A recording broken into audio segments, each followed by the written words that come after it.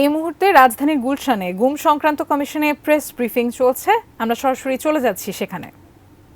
এখন পর্যন্ত আপনাদের কয়টা সেলের তথ্য আছে এবং কয়টা সেল পরিদর্শন করা সম্ভব? শুনেন, যেটা আপনার ডিজিএফের যেটা আপনার এই আয়নাগর বা জয়েন্ট ইন্টারোগেশন সেল, ওটা তো ডিজিএফের যে হেডকোয়ার্টার্স তার কম্পাউন্ডে আছে। এটা 2 স্টোরি বিল্ডিং। তো নিচতলায় সেল আছে প্রায় ধরেন 20-22টা সেল নিচতলার। উপরের তলায় কিছু রুম আছে, ওইটা ওরা অ্যাডমিনিস্ট্রেটিভ ওয়ার্ক করতো, তখন করতো। এখন তো এটা ব্যাকএন্ড। আমি সেটা বলিনি, আয়নাগর তো পরিদর্শন করেছেন, যেমন র‍্যাব আছে, না র‍্যাবে এখনো যাই নাই, র‍্যাবে এখনো যাই নাই। পর্যন্ত আপনাদের কাছে কেমন তথ্য আছে, কয়টা সেল আছে বাংলাদেশে? তো আমি তো বললাম আপনার, এটা তো অ্যাকচুয়ালি আয়নাগর, এটা সোশ্যাল মিডিয়াতে বলা হচ্ছে আয়নাগর, মানে পপুলারলি নোন এজ আয়নাগর, কথা বুঝছেন, ইন কমন পার্লেন্স এটা বলা হচ্ছে, কিন্তু এটা বেসিক্যালি জয়েন্ট ইন্টারোগেশন সেল। এবং এখানে বললাম তো 20-22টা সেল আছে। সেটা তো ডিজিএফআই এর করছে। হ্যাঁ, ডিজিএফআই এর বাইরে তো র‍্যাব আছে, অন্যান্য বাহিনী আছে। হ্যাঁ, এটা তো যাই নাই তো আমরা। এই তথ্যটা আছে কিনা আপনাদের কাছে? এখন তো আমরা সেখানে ভিজিট করি নাই তো। আমরা তো সরেজমিনে ভিজিট করব। বললাম তো, এ পর্যন্ত আমরা আপনার আয়নাগর যেটা আপনার ডিজিএফের করা হয়েছে, তারপরে আপনার ডিবির করা হয়েছে, টিটিসির করা হয়েছে, যেটা কাউন্টার টেররিজম এবং ট্রান্সনেশনাল ক্রাইমসের যে ইউনিট, তার আপনার ইন্টারোগেশন সেল করা হয়েছে। মাঠের অলরাউন্ডার আমি, আর ঘরের allrounder Tylox. Tylox toilet cleaner, clean মানেই টাইলক্স। র‍্যাব তো এখন আমরা করি নাই, করব, সামনে করব। আমার নাম তানজিল রহমান, আমি নিউএজ পত্রিকার রিপোর্টার।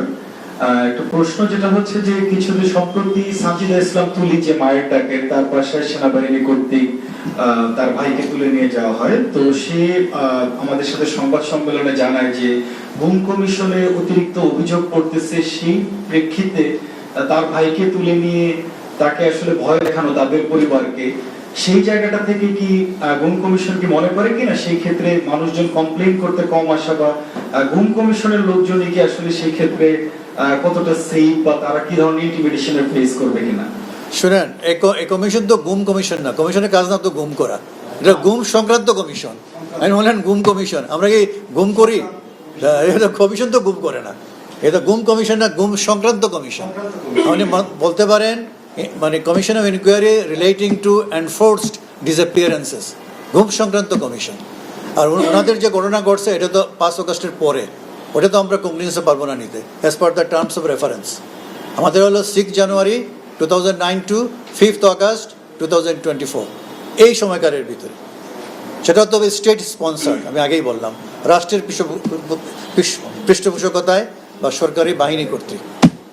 স্যার, আপনি যদি আমাকে একটু ক্ষমা করেন, তাহলে আমি ওনার প্রশ্নটার একটু ক্লারিফিকেশনটা করতে চাচ্ছি। হ্যাঁ, বলেন। বোঝাতে চেয়েছেন যে গুম সংক্রান্ত তদন্ত কমিশনের কাজ, তো আপনি শুরুতেই বলেছিলেন যে কারো কোনো মাতব্বরি চলবে না কমিশনে। তো সেই জায়গাটায় বলছেন যে এমন একটি প্রেক্ষাপটে যেখানে গুম মানে যারা ভিকটিমের ফ্যামিলিতে এখনো পর্যন্ত গুমের কার্যক্রমটি অব্যাহত রয়েছে, এরকম অভিযোগ আসছে। মায়ের ডাকের একজনের উদাহরণ টেনেছিলেন। সেই জায়গায় গুম সংক্রান্ত এই যে ইনকোয়ারি কমিশনের 5 জন সদস্য কতটা নিরাপদ?